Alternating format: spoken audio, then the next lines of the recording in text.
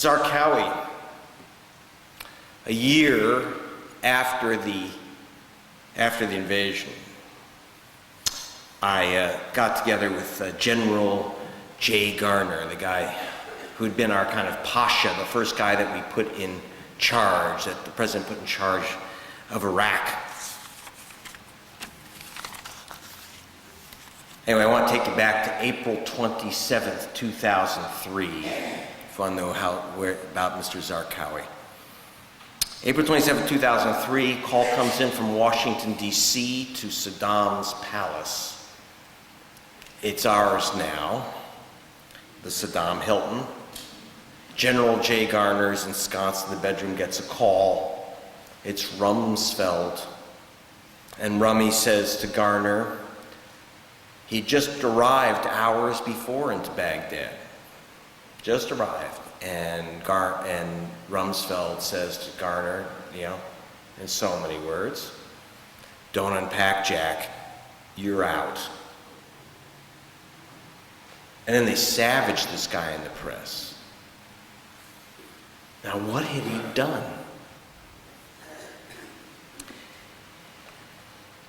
Apparently,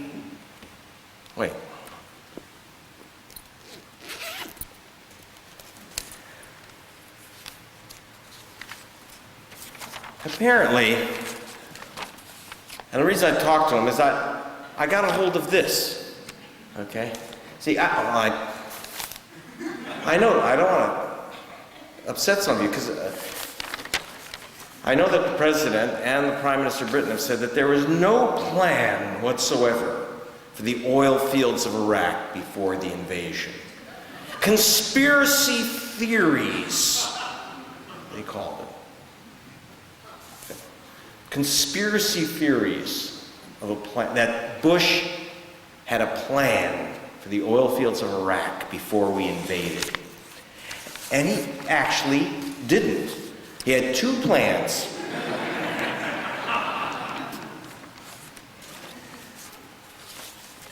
I got this one, I can't remember how I got it.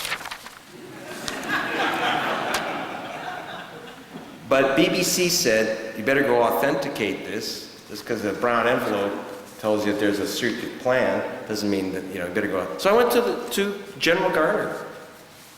3 stars, that's good enough for me. Said, you recognize this? He said, oh yeah. The plan. See, what happened was, Garner made a mistake. See, the president had made a speech, appointed Jay Garner, and said that we were bringing democracy to Iraq, stability, they'd be in charge of their own destiny. Democracy to Iraq. So Garner got off the plane in Kuwait, and just as he was about to head out into Baghdad, said, yep, democracy, we're going to have elections within 90 days. Not only that, he said, you know what we're going to do? They asked about the oil, he said, and he told me, he said, it's their country. And he added, and it's their oil. And got a call from Rumsfeld, goodbye. See, because the plan says, it may be their country and their oil, but see, the elections, and democracy, they didn't want that confused with elections. And see, because the plan, Annex D of the plan, it's 101 pages long, and Annex D required 270 days, 270 days to sell off all state assets, including privatization of concessions and leases and management contracts of all state assets, which in Iraq is just about the game, especially those in the oil and supporting industries, especially the oil. Sell them off. But you can't do that in 90 days. You need 270 days. You can't elect, because no elected Iraqi government is going to let you sell off their oil, or our oil, which is under their sand, right? Garner made a mistake. I said, so why didn't you impose this plan? He said, well, I thought I would give it to an elected Iraqi government and they could do with it what they wanted.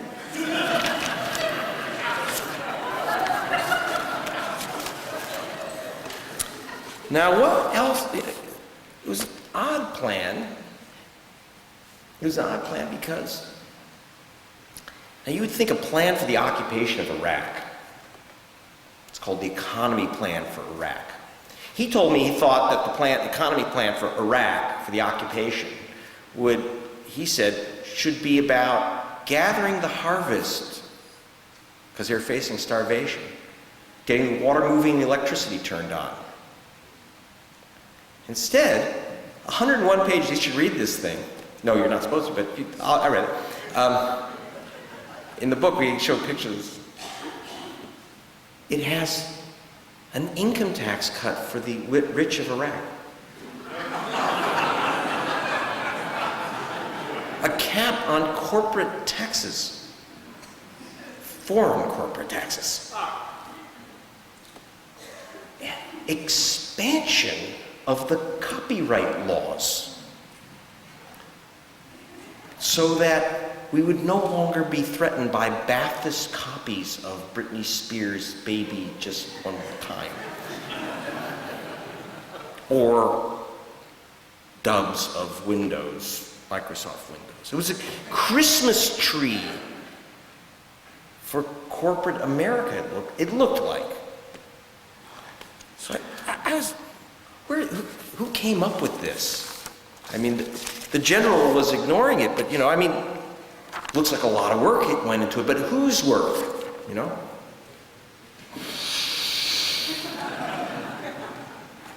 I gave it, there's something about it that smelled. And I smelled Grover Norquist. Now, Norquist, some unkind people call gopher nose twist, is the capo di capi of corporate lobbyists of America. Every Wednesday, he gets his whole team together, the Christian Coalition and the National Rifle Association. And he represented Microsoft, and he represented American Express, etc. So actually, I went to see Grover on a sniff and a hunch and the tip. And at his K Street offices, lobby offices, I met with him under a big giant poster of his hero with a big banner across it that said, "Nixon, now more than ever." I swear the eyes were watching me walk into... And yeah, he couldn't wait to sign it. And I said, "Grover, what about this appendix, 270 days? What about the elections?" He said, and he showed me the copyright law changes. And he showed me the sell-off of the banks. And the income tax cuts. And he said, certain things precede elections. Okay. Certain things. Like page 73, the oil. And see, what had happened was, there was no Zarqawi. They weren't throwing flowers, but they had gotten together, the Iraqis, under what Garner called the big tent. He had called them together. Kurds who knew him for 4 years in the northern zone where he had brought peace by bringing factions together. The Sunnis, the Shiites, they knew him. And they were ready to take control of their country, hold snap elections, and Garner called for removing American troops out of the cities and out of Iraq into the empty desert.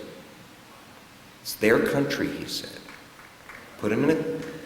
They let them choose their leaders.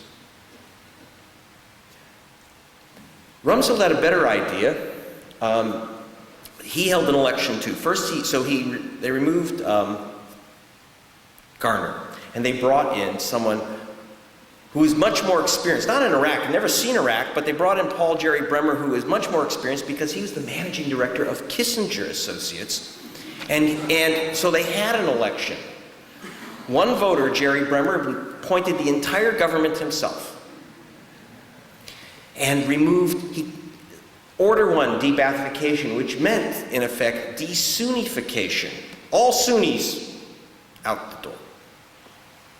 But in case the Shiites thought that they were going to be in charge, he shut down Shiite newspapers, shut down their mosques, moves troops into Najaf.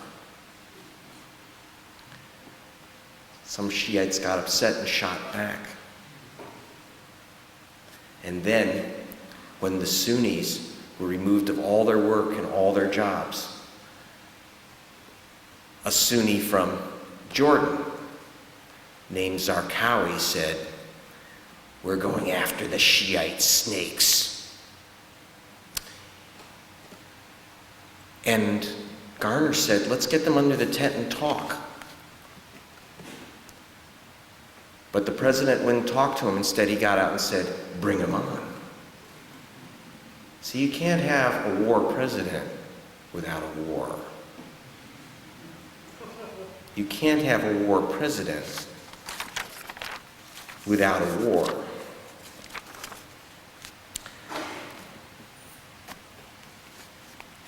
We got him.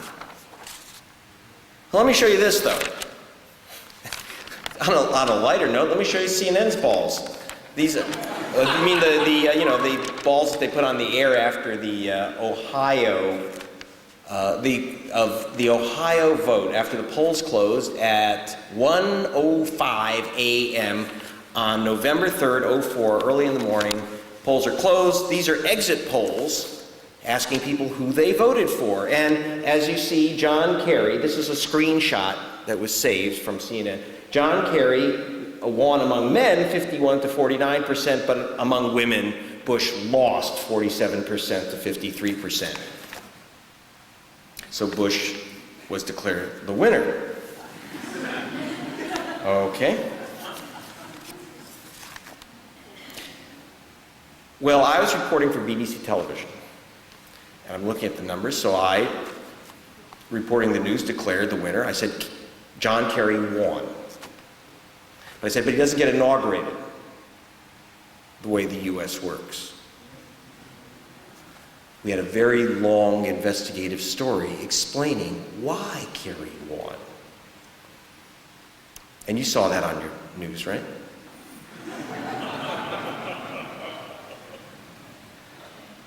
Anyway, but I did know, it was in the New York Times, right? You saw that. They did call me. They called me. They said, we're investigating theories that Bush didn't win the election. Okay, great. Glad you're on it. They're New York Times on the case. So I said, yeah, I have a lot of information if you want. I said, no, we want to ask you a couple questions. I said, shoot. First, are you a sore loser?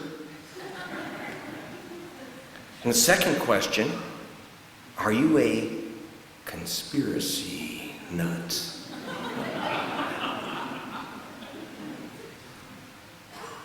I'm often called a conspiracy nut, which always gets, a laugh from the conspirators. And the third question, well, there was no third question. That was the end of the New York Times interview, and the investigation of the election of 2004 was now complete. The next day, they wrote, I'm not kidding you, they wrote a front page New York Times story. I can't say they ignored the story, and this is the headline. Internet theories of Bush loss spread by blogs, easily debunked.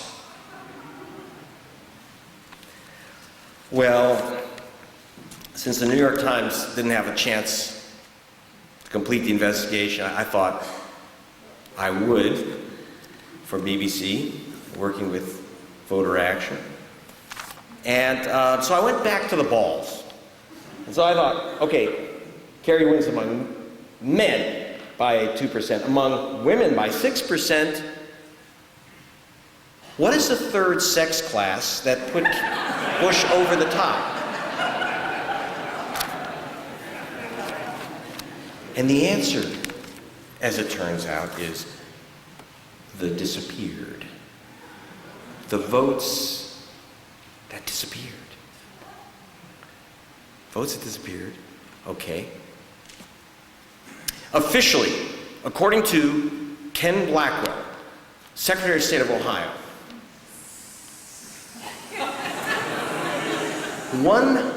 George W. Bush won the state of Ohio by 118,000 votes. Not like Kate Harris's 537. 118,000 votes, there you go. Not counting a third of 1,000,000 votes cast and not counted, and votes blocked.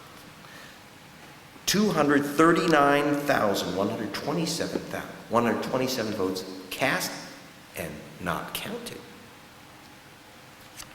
Okay? That ain't nothing. See, we've gone a little Ohio crazy, to be very honest. I mean, I was just talking to Bobby Kennedy. I was very happy that we had a white celebrity endorse the investigations. He's a good guy, a good lawyer, actually. And, but it's like, you know, there was Florida. So we didn't watch Ohio. Now there's Ohio. Let me explain the nasty secret of American democracy. In the year 2004, 3,600,380 ballots were cast and not counted. Not in the United States of America, not the Ukraine, not Uganda. 3.5 million votes. And you know, this isn't, I didn't get this from my black helicopter, okay? I used to teach statistics, and like I said, I worked, you know, with Milton Friedman, and I went into the raw data of the Election Information Agency in the U.S. Census. It's reported there. Okay. I say investigations, they didn't have to be wired. It's sitting there, as I want to tell the New York Times. It's waiting for you. You know? It's waiting for you. Okay. Where are these from? 3.5 million votes. What happened? They're in two big piles. One pile is something called spoiled ballots. It's one term used in the vote biz, spoiled. 1,389,231 spoiled ballots. Now, how do ballots spoil? I mean, leave them out of the fridge, or no, hanging chads. They hung around from 2000. They kind of multiplied. Hanging chads, lots of them. Punch cards that don't punch. Touch screens that just don't feel like you know how to touch them anymore. In other words, glitches, and paper ballots that just crumpled, whatever. Glitches, machine glitches, just glitches. Okay. But whose glitches? See, not everyone's ballot glitches the same. That's where the statistics came in. Me and statisticians working with the U.S. Civil Rights Commission and at Ohio State, Cleveland State, we looked at the numbers. And golly gee, if you look at the electoral dumpster, where are the votes glitched? If you look at the white precincts, let me show you this little chart here. If you can see, it's also in the book, it'll be easier. Little white lozenge, that's white precinct votes that get glitched, not counted. And this big, thick black line, that's African American voters' probability that their vote will be lost to a glitch. If you're black, the chance your vote will be lost is 900% higher than if you are white. If you're Hispanic, 500% higher than if you're a white voter. If you're a Native American, about 2,000% higher than if you're white. No, but it's glitches. Well, first of all, do high school algebra. Consider the proportion of the population. If you do the numbers, simple arithmetic, 88% of all the votes in the 3.5 million pile garbage can of votes are cast by voters of color. 88%, almost 9 out of 10. Now, I don't know who they voted for.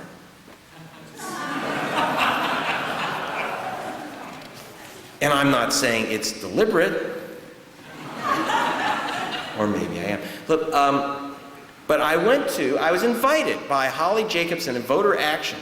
Your people here decided to do something very smart. They said, because not just investigate 2004, but I decided to investigate 2008. See, and what that means is, where are they going next? They are going west, young man. See, Florida to Ohio, the new demographic, Hispanics, moving west. But what was fascinating to me, so Holly Jacobson and her crew invited me to New Mexico. And I thought, what a great idea. What happened there? Because it was fascinating to me is that in New Mexico, George Bush won by 5,988 votes, just, you know? And who am I to disagree? But you don't, as long as you don't count the 34,000 ballots left uncounted, unopened, untouched. Okay. Now, but whose votes are these? We don't know. Except that we noticed that there were precincts of Native Americans in the Pueblos. Okay, I went to Taos Precinct 13. That's known as the Taos Pueblo. And there are precincts in Native country all over the West where as few as 1 in 10 natives cast a ballot for president, chose a president. I don't mean that they blew off the race. I mean that they got in their pickup truck or their ponies or whatever they do, and they showed up at the polls. They waited in line an hour. They went into the polling booth, and they didn't pick a president, and they walked out. That's what the machines say. So I decided to go to Taos Precinct 13 and find out about this. This is massive, like Indian Indecision Day, all over the West. Wow, like maybe a protest or some boycott. So I go in and at the Pueblo and meet with a guy who his title is War Chief. Okay, and I say, okay, Chief. Just being a little tough. So you Indians can't make up your mind? You don't know who to pick for president? And the war chief said, listen, paleface, white boy, actually didn't put it, he's very polite. Said, listen, we know who to pick for president, but we don't pick the machines. And he added something. He said, we trusted them. They came in with the machines and we trusted them. Raises some questions about his knowledge of history, but okay. See, we don't give them blankets with smallpox anymore. Just give them the old Shooptronics machines. You know. They didn't vote. So did Republicans know this in advance? Okay. Ken Blackwell, the Secretary of State of Florida, Ohio, of New Florida as they call it, wrote to the Republican head of the Senate there before the election, if we don't change the punch card machines, we're going to have a Florida-like calamity in the minority districts. Now, it was not a warning, it was a boast. The ACLU saw what was happening and said, change the machines before the election. This was nearly a year before the election. And Blackwell said, sue me, which they did. And he went to the court and he said, as soon as the trial is over, yes, we are going to change those machines. We'll have the hearings mid-November 2004, 2 weeks after the election.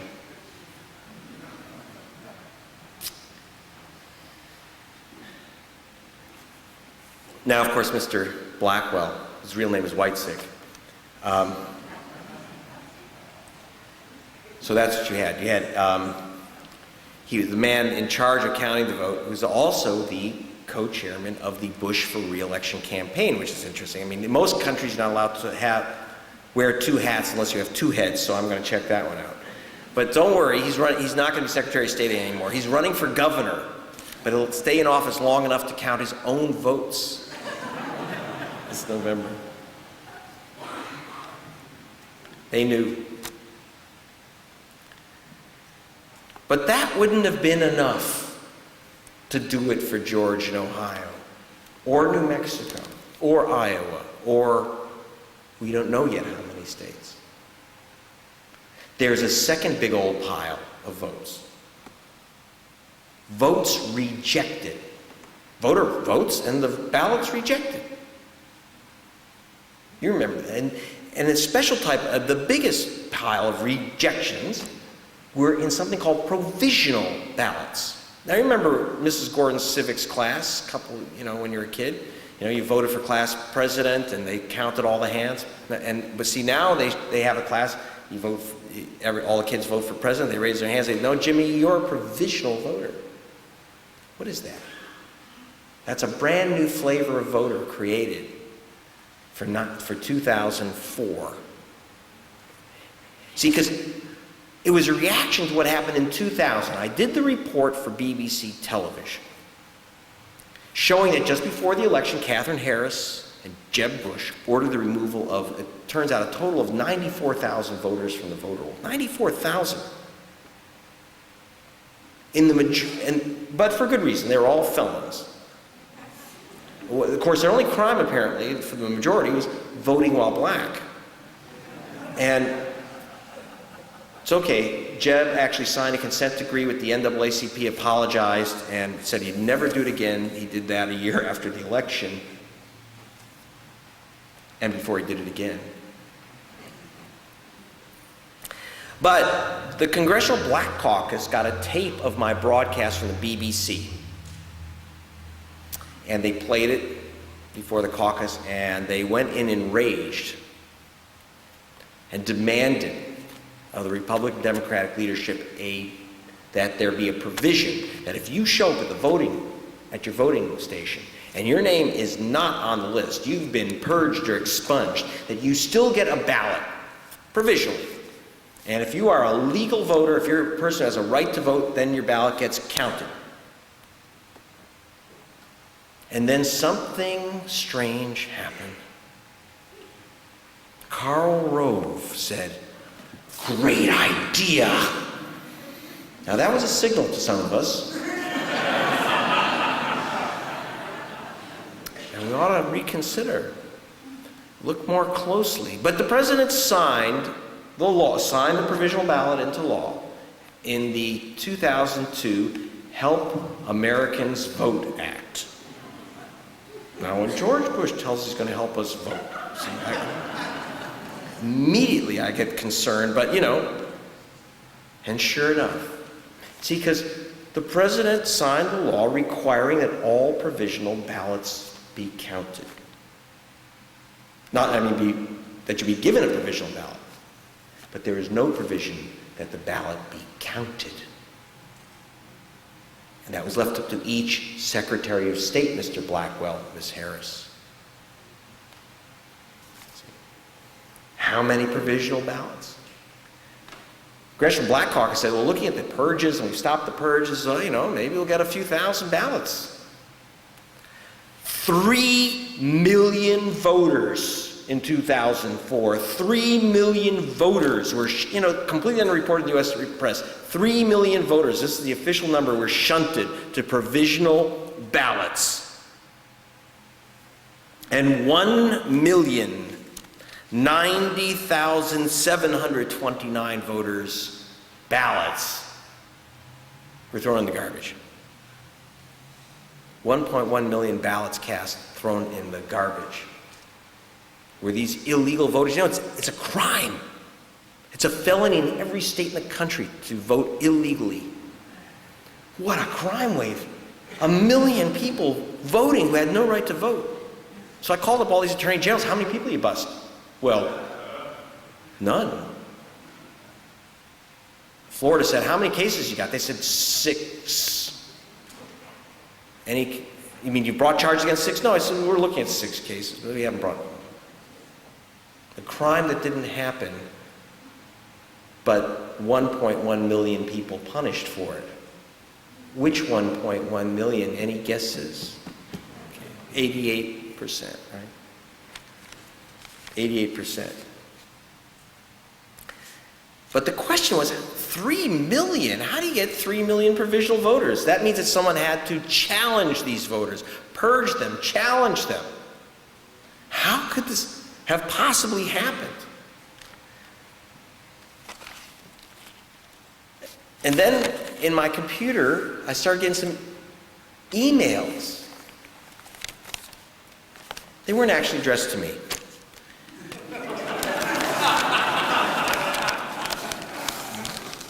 We had worked with a website called georgebush.org. And see, there was communications between the chairman of the Republican Party state committees and the Tim Griffin, who is the chief political operative and research director of the Republican National Committee, talking top honchos, sending emails back and forth. And attached to these emails were lists of voters. In fact, but what happened was that someone in the organization, see, all their names were in the domain georgewbush.com, and then someone on one email put .org, and we were able to get them all. But, we had to look, what the heck is this? It's like a bunch of names and addresses. But why would the very top level people in the party have a bunch of names and addresses of voters? I mean, you're talking, we had like 70,000 names, and we had to go through these. We were like bleary-eyed. When you talk about the staff of Greg Palast, you have to understand, sleep happens once a week. But this is like insane effort to match these names and addresses with maps and demographics. And sure enough, almost every single voter, except for 2%, 98% were in African American majority precincts. Okay. Now, what the heck was this? So BBC, I said, we got this stuff. Experts told us what they thought it was, but the BBC said, we don't know what this could. You could have been set up. Is always one of our fears, and we have to authenticate it. And when I had the contracts showing that the black folk were deliberately purged in Florida, one way we confirm, we just go to the people whose documents it is, and we say this, explain it. And, when I was in Florida, and I showed the Catherine Harris's voting director. The purge list, and I wanted to ask him about it, and he just, ripped the microphone off and ran to his office, slammed the door, and called the state police to remove me. BBC took that as a confirmation that it was his. But I thought, well, maybe he just had another appointment. Because Big Smokey's coming. Come on. We filmed them too. So we took our cameras to RNC National Headquarters in Washington, got the door slammed in our face. We went down to Florida to the state party chairman there, and they put out their PR flag, Mindy Tucker Fletcher. And I said, missing something? There, I mean, I have hundreds of these, right? Hundreds of pages. So, it says caging lists, spreadsheets. It said, caging list. Republican Party donors. It's a donor. Okay, and I went through several pages of men in homeless shelters. I said, you have a lot of donors in the men's shelters, thankful for the opportunity to sleep out in the open air. Okay. We had another idea. This was a challenge list, a secret list to challenge voters on election day, maybe before. So now, remember, if they're challenged, then they go to the provisional ballot. Now, these are not felon voters. These are in all these states. They were not felon voters. They were voters with suspect addresses. So what's so suspect about these guys? Okay. Well, we looked at, like this list here, Naval Air Station, Jacksonville, Naval Air Station, Jacksonville, all the way down, Naval Air Station, Jacksonville, on and on, pages and pages and pages of African American airmen and sailors and soldiers. We called one, Randy Prousa. His wife answered, he's not here. Where is he? Well, he's been shipped overseas. Okay. The Republican Party had mailed letters first class to all these black soldiers and men in homeless shelters who would be registered there. And they wrote on each of the letters, "Do not forward." And when the letters came back, multi-million-dollar operation, when the letters came back, they had evidence of a suspect address. That person ain't there. We know that every guy on this list ain't there. They're in Baghdad. Okay. Now, I just want to explain, in case you're wondering, it is not illegal for a soldier to vote from under a Humvee in Fallujah for President of the United States. Even a black soldier is allowed to vote. Okay? But the mass challenge, the huge mass challenge of voters on Election Day was a virtually unreported story in the United States. And the deliberate aspect, the caging list, was completely unreported in the United States, except on we put this on the top of the BBC Nightly News, by the way. Front, top of the Nightly News worldwide, the world's biggest network. Not one word from an American network, except for ABC Network. I'll give them credit. They had a little story on their website saying that, that there was a false report being disseminated by BBC television about Republicans attempting to remove voters. And their source, by the way, was Mindy Tucker Fletcher. But one of the questions is, why didn't they, besides the fact that maybe they shouldn't do that to soldiers, why didn't they say that they were challenging voters?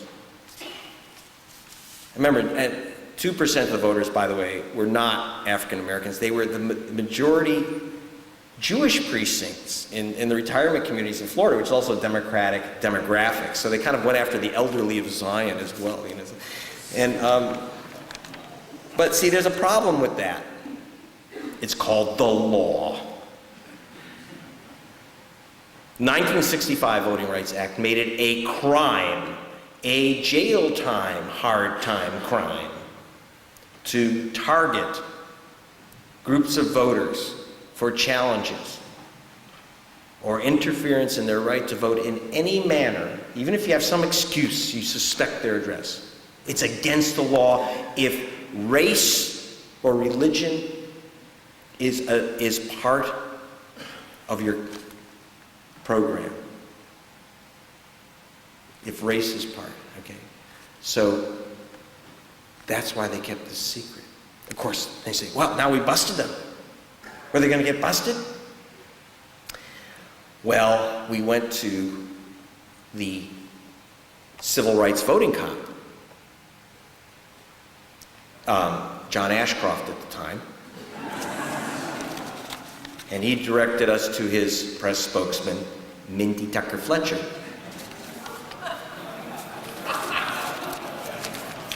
So you just, I showed you the plan. Page 73, privatization, especially in the oil and supporting industries.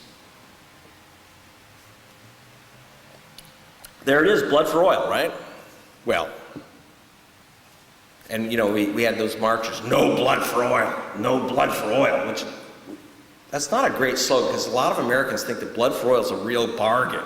It's like, as long as it's not their blood, right?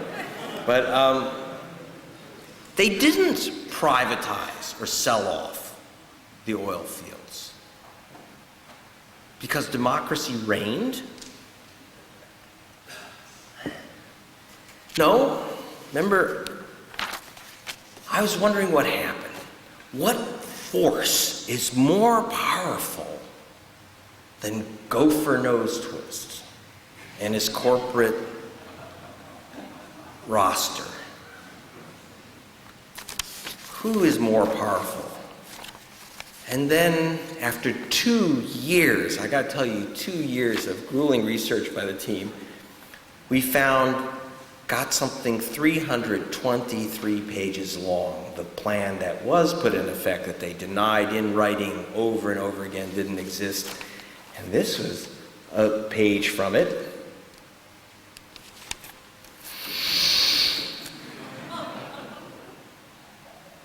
I smell Baker. Baker. And not Baker like you bake your muffin baker. Morning muffin. James Baker. James, in fact, this particular one, James Baker the Third. Now, the Third, in case you don't know who he is an attorney who is better known as the consigliere to the Bush family and the Republican Party, the guy who boasted, in fact, in front of a BBC reporter, I'm the guy that fixed the election for George Bush in Florida. He was a lawyer for Bush v. Gore. He was kidding, of course. Senior counsel to Carlyle Group. Lawyer for ExxonMobil Corporation, and he's a lawyer in the big September 11th lawsuit. As you know, the victims, not the victims, because they can't sue anyone, but the families of the victims of September 11th have sued the Kingdom of Saudi Arabia for funding Al-Qaeda. Because Osama and Zarqawi don't put this stuff on their credit cards, the money came from the Arabian Peninsula. So the kingdom was sued as an accomplice. And James Baker, of course, represents the Saudis against the families of the victims. And so therefore, of course, his main office is the center of our government, Houston. But he also has a satellite office at 1600 Pennsylvania Avenue. He actually has, James Baker represents the Saudi government, ExxonMobil. Carlyle Group has an office, not even Dick Cheney has an office at 1600 Pennsylvania Avenue. It's true. And I called the White House about this. They said, well, you know, in fact, sometimes he works at the president's desk in the Oval Office while the president plays on the rug. Okay, I made that last one up. He does have the office at the White House, right in the White House. And he's not just a person, he's an institute. The James Baker III Institute, where his operations, the big political operations, are run. And it smelled like Baker, and indeed.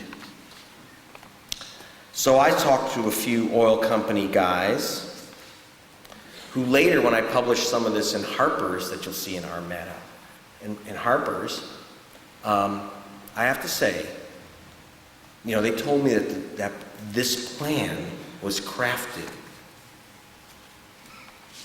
by James Baker's people in Houston, even though their name is not on it. It says, you know, U.S. State Department.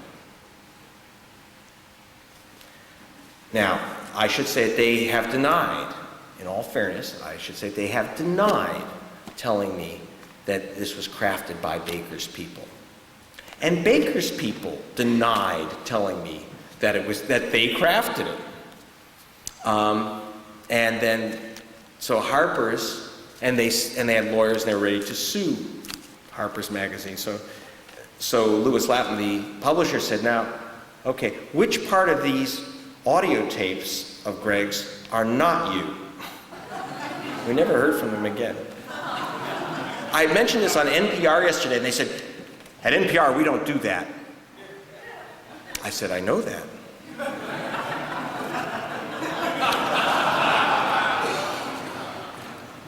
I know that. National Petroleum Radio. That's a rumor.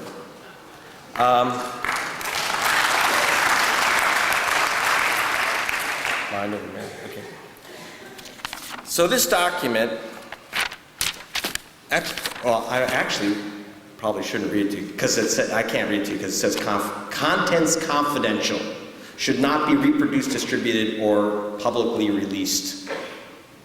I'll show it to you anyway. What is it that Baker III, his institute, Exxon, the Saudis, what is it that they wanted? The key to the whole thing was to create a system in Iraq, an oil company, a state oil company, and a state oil ministry. And this was enforced, by the way, by the CEO of Shell, who was sent in his own C-17 to Baghdad. I met him. The purpose was to enhance a government's, they meant Iraq governments, enhance the Iraq government's relationship with OPEC. Enhance the Iraq government's relationship with OPEC. What's that about? First of all, OPEC is the Organization of Petroleum Exporting Countries. It's otherwise known as the oil cartel. It's otherwise known in legal circles as a conspiracy against trade. It's a felony organization. It's a gang, a mob. If they did it in the United States, they'd be doing hard time on a chain gang. But there is an exception to U.S. law, which, by the way, has a provision in which U.S. law extends our antitrust reach, as does other nations' laws, because cartels to fix prices, and that's what they do. That's what OPEC is, an organization for fixing prices by limiting the supply of oil. But there's an exception to the law, which is that if you wear a bathrobe and a crown, you're off the hook.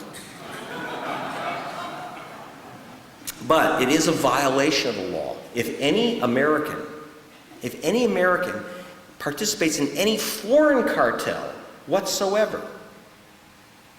It's a violation of U.S. law, or takes actions which benefit that cartel against the interests of the United States.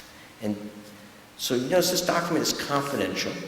Now, am I saying that enhanced relationship with OPEC suggests that James Baker, who represents Exxon and Mobil Corporation, his institute, developing a plan for the United States military to occupy a nation to enhance the relationship with OPEC, is an illegal conspiracy against the public from his office at the White House?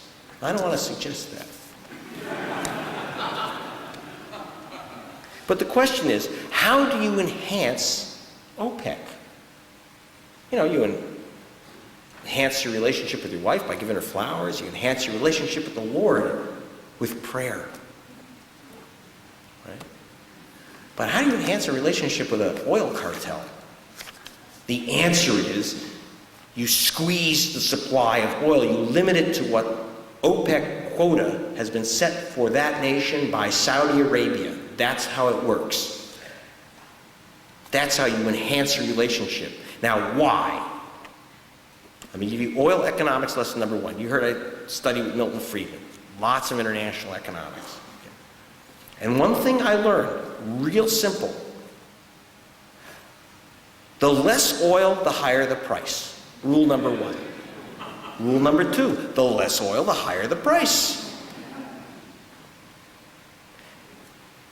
So when oil companies go exploring, including when they use their exploration company, the 82nd Airborne, it is not, as many people have written, among the progressives, to find or bring us back oil so you can fill up your Hummer cheap. Okay? It is to find the oil and turn off the spigot. The less oil, the higher the price.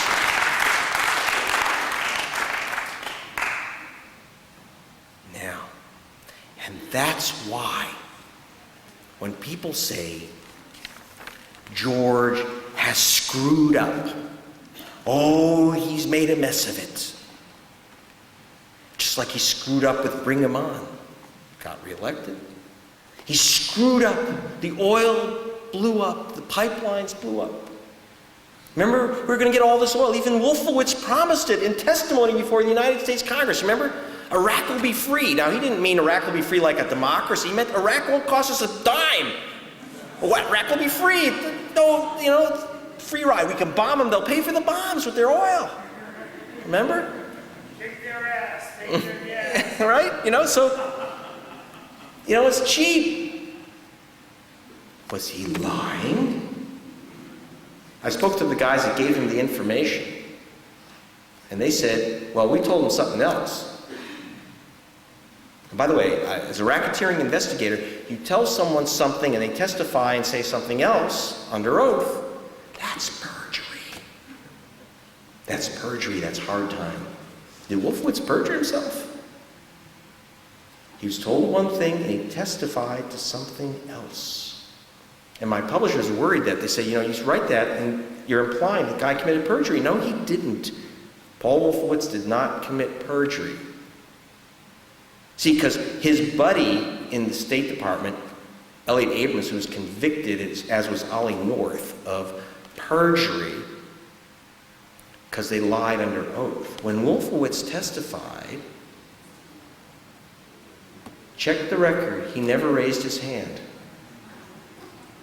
He never raised his hand and said, I swear to tell the truth, so help me God.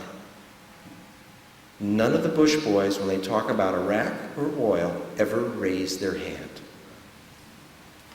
No perjury. No truth, no perjury. Now, less oil. But this is an old, so the deal is Saudi Arabia sets a quota of 3 million barrels a day. That's it. That's the program. Not to get the oil. It's worse than no blood for oil. It's no oil for blood. Right? So, wait. But this is an old story. To understand the history of this, how this happened, how this came about, it's not something new that they just came up out of Houston. It's an enforcing an old policy that goes back to the day Iraq was invented by Winston Churchill in 1920. Winston took the oil fields of Kirkuk, the oil fields of Basra, and what they thought were oil fields in Baghdad, and tied them together for Anglo-Persian Corporation, now known as British Petroleum, and said, by the time he got to the bottom of his brandy bottle, you're Iraq. But they needed a king. So Britain called in Faisal. And they said, you're king of Iraq. He said, what's Iraq? He says, it has a capital in Baghdad. He says, where's Baghdad? Don't worry about it. You'll love it. So they brought in Faisal. He immediately gave the entire rights to all the oil of Iraq to a guy named Kalous Gulbenkian. And Kalous then, of course, turns around, as he was supposed to, and sells the rights, 95% of it. That's why, to this day, he still called Mr. 5%. 95% to Anglo-Persian, now British Petroleum, Standard Oil, now Exxon, James Company, Total, Royal Dutch Shell, all the big oil companies, and in the floor of a hotel room in Brussels, 1925, they spread out a big old map of the Arabian Peninsula and took a big red pen and circled Iraq and Syria. And every oil company executive signed on that red line, promising never to drill that oil. Less oil, higher the price. Okay? Oil was being discovered all over the world, and the price of oil in 25 was dropping.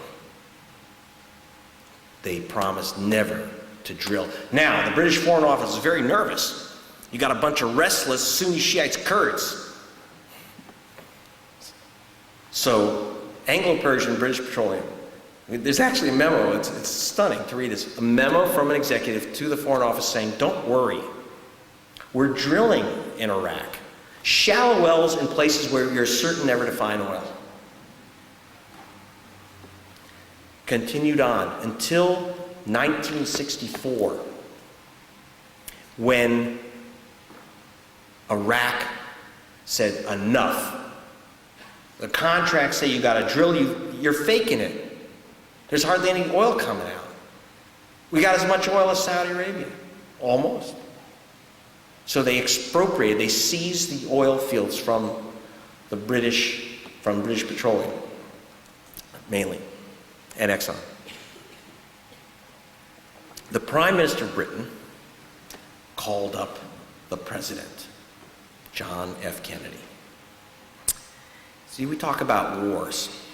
Let's talk about the war that didn't happen.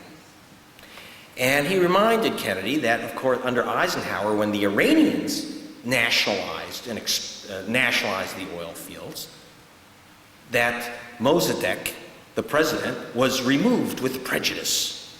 Okay? And part of that plan, go back to those CIA memos at the National Archives. Part of the plan to bring in the Shah, they said, what we need to do is activate the fundamentalist Islamic religious organizations to declare that an elected democracy in Iran is un-Islamic. We need to activate the mullahs. And they did so, and that created a popular uprising, removed the democratic government of Iran. And thank God that's never come back to haunt us.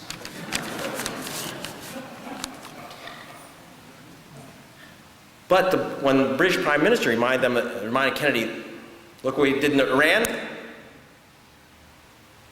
We got to take care of these Iraqis. Same thing. And Kennedy said,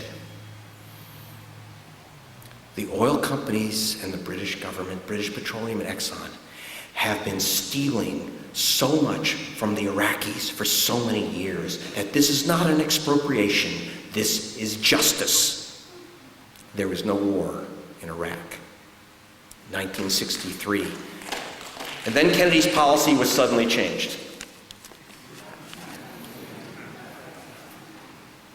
Now, the less oil, the higher the price. Did George screw up in Iraq? When Bill Clinton left office, oil was 20 bucks a barrel cheaper than peanut butter. Today, it's $73 a barrel. Mission accomplished. Mission accomplished. And that's why they have to kill Hugo Chavez. I'll show you. Go like this one. This, from inside the Department of Energy. When I showed this on BBC TV, the Department of Energy called and said, "How'd you get that document?"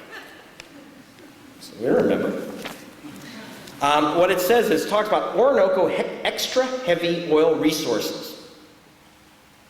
How much? Orinoco is in Venezuela, which means it's underneath Hugo Chavez. And it shows that Venezuela has a lot of oil. 5 times as much oil as Saudi Arabia. 5 times as much oil as Saudi Arabia. Now, I showed this to President Chavez last month when I was down in Caracas. Of course, he knew this.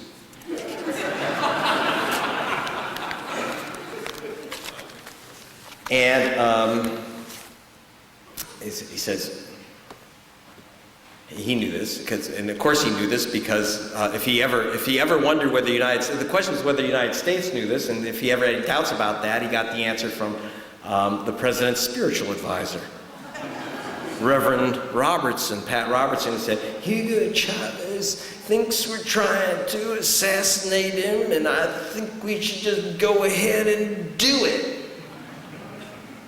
Okay. So I talked to Chavez about that. And he said, "Look,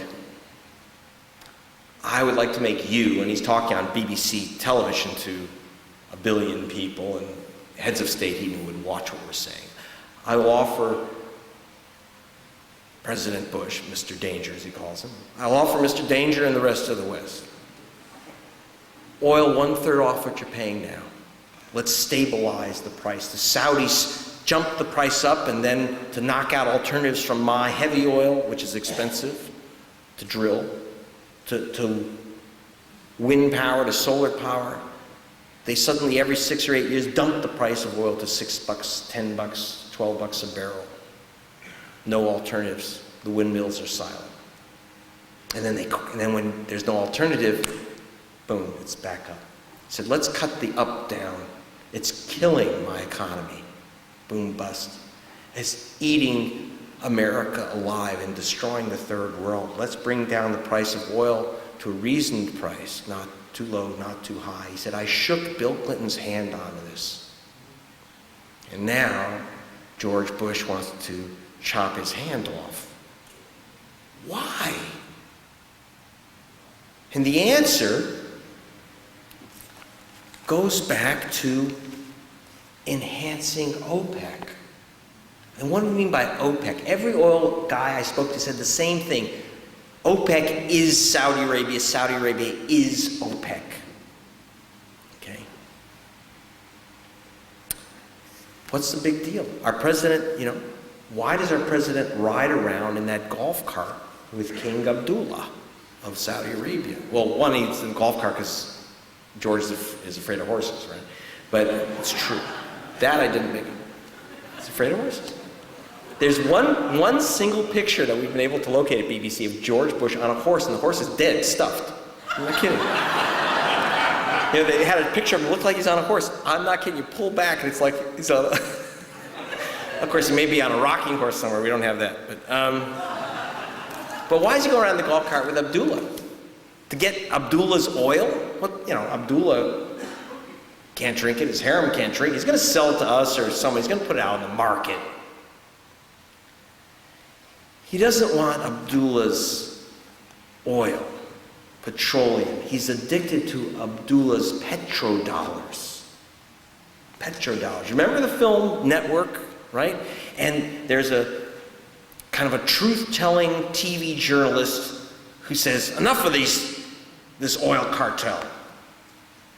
I'm mad as hell and I'm not going to take it anymore." And then this big mogul brings him into a corporate conference room and says, "Mr. Beale, Let me explain.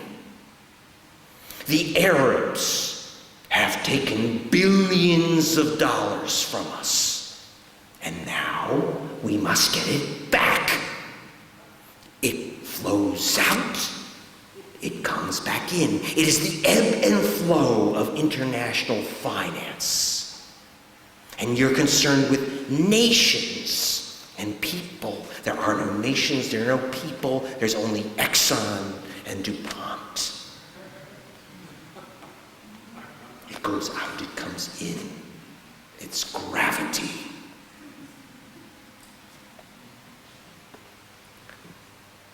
Well, Chavez decided to defy gravity because, see, part of the deal was, besides cheap, stable oil, peace is one. The other, he said, I'll give you the oil, but I'm not giving you the petrodollars.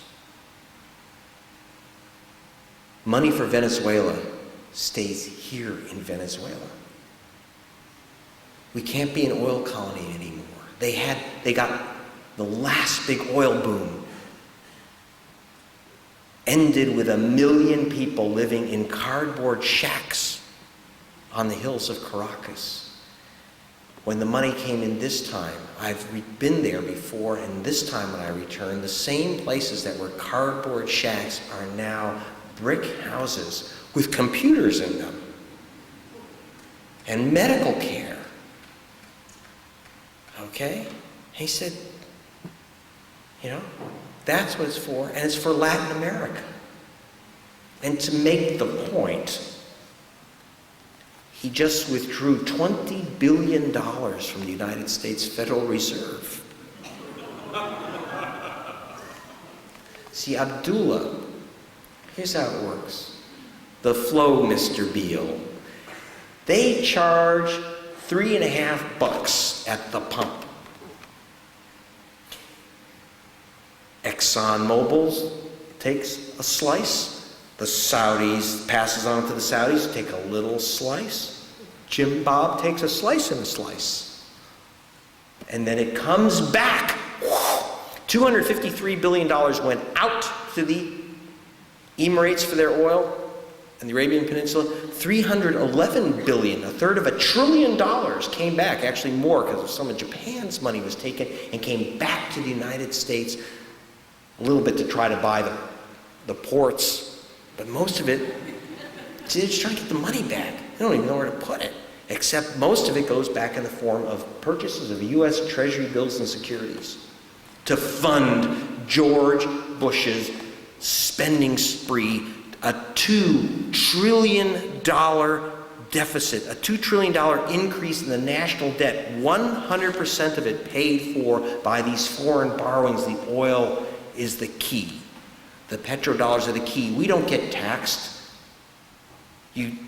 They say, but you are taxed. That's a tax at the pump. So that it goes out and it comes back after these guys take their slice. ExxonMobil made $10 billion every 3 months this past year. No one's seen profits like that since the pharaohs. Exxon's reserves have grown in value since the war began by $666 billion. 2/3 of $1 trillion. $666 billion.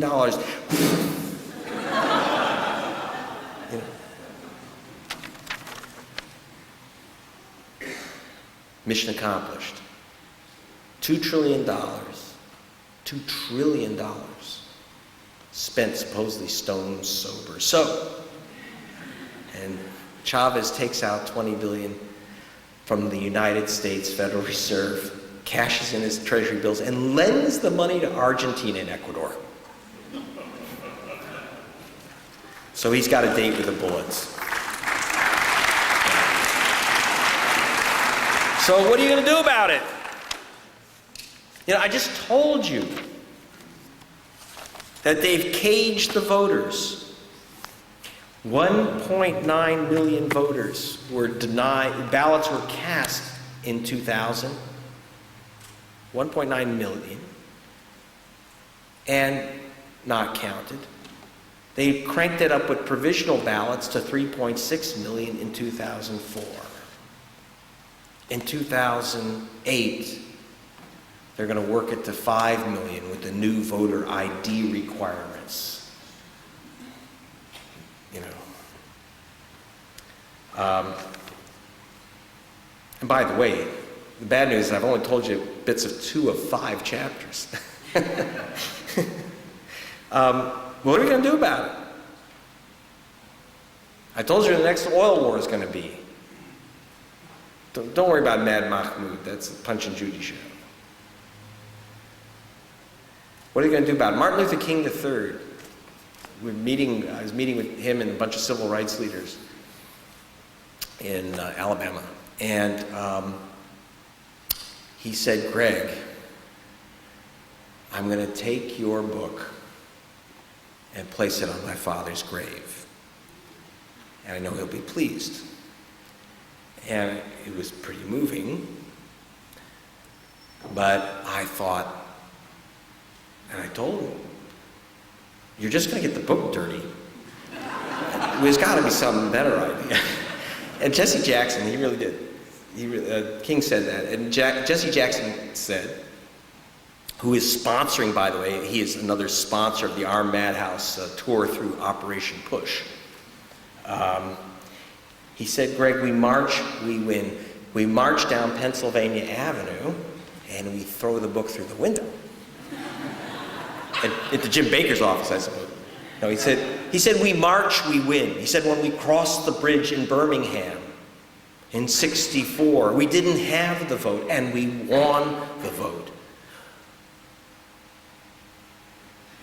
In '72, we didn't have the peace in Vietnam, and we marched, and we won the peace, okay? And you might say, marching doesn't make a difference. Well, I can tell you, if you don't march, it will definitely not make a difference. And he said, and vote. And I was immediately thinking, come on, they're taking the vote. What's the point? But I was thinking of being in Mexico. The point is back in Taos Precinct 13.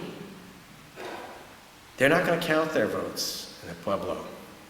And they know it. They still vote.